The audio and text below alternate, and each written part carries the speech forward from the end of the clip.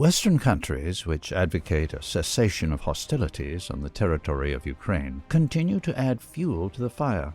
European countries, the United States and the United Kingdom, have been pumping Ukraine with weapons for years.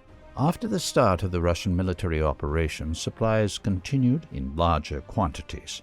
The Czech Republic has recently supplied Ukraine with T-72 tanks and armored personnel carriers. The Ministry of Defense acknowledged the supplies. A column of ex-Soviet heavy armored carriers was spotted moving out from Czechia. This may be some of the equipment that Germany has recently allowed the Czech government to send to Ukraine. In turn, Estonia has recently supplied Ukraine with another batch of military equipment, according to the ERR broadcasting portal. The shipment transferred to Ukraine includes anti-tank missiles, anti-tank mines, disposable grenade launchers, hand grenades, howitzers, and ammunition. Helmets, bulletproof vests, communications equipment, drones, night vision devices, laser rangefinders, medical supplies, and chemical protection equipment were also transferred to Ukraine.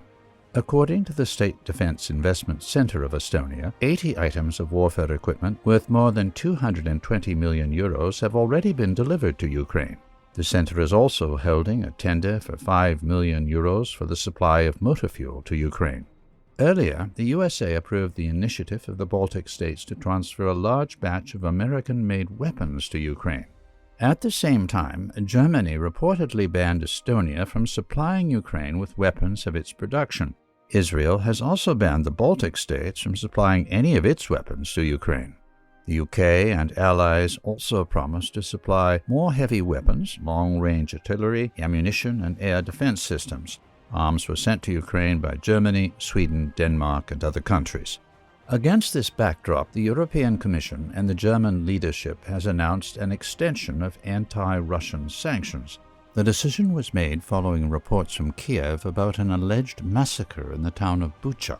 Any international investigation of the events in the Kiev region is yet to be launched.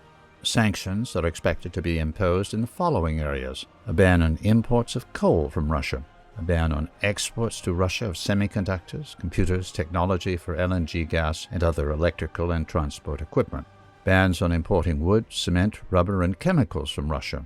Russian vessels and trucks would be prevented from accessing the EU, a ban on Russian companies participating in public procurement in EU member states, a ban on all transactions with VTB and 3 other Russian banks, which have already been excluded from the SWIFT system. Formally, the sanctions are aimed at reducing trade between the EU and Russia. However, an analysis of the substance of the sanctions indicates that they are not aimed at Russia, but rather at the people of the European Union. A ban on coal imports combined with a shrinking market for machinery, equipment, and high-tech goods will inevitably lead to a reduction in production in EU countries and consequently to jobs cuts along with a rise in inflation. These consequences are inevitable even if Russia does not impose retaliatory sanctions. If the sanctions war continues to unfold at this rate, it will have catastrophic consequences for EU citizens, up to food shortages. Living standards and disposable income in the EU have already fallen significantly since the corona crisis broke out. A question arises why the European bureaucracy continues actions that will predictably worsen the economic and social situation in the region in the very near future.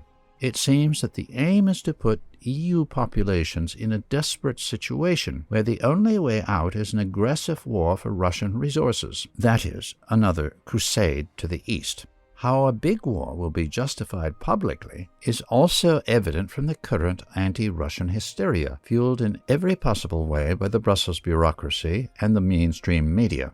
All the EU's problems will be blamed on Russians, who have inadvertently been given such rich territory and do not share European liberal values. The US and the British Commonwealth will watch with enthusiasm for the great European butchery, which is in all likelihood inevitable.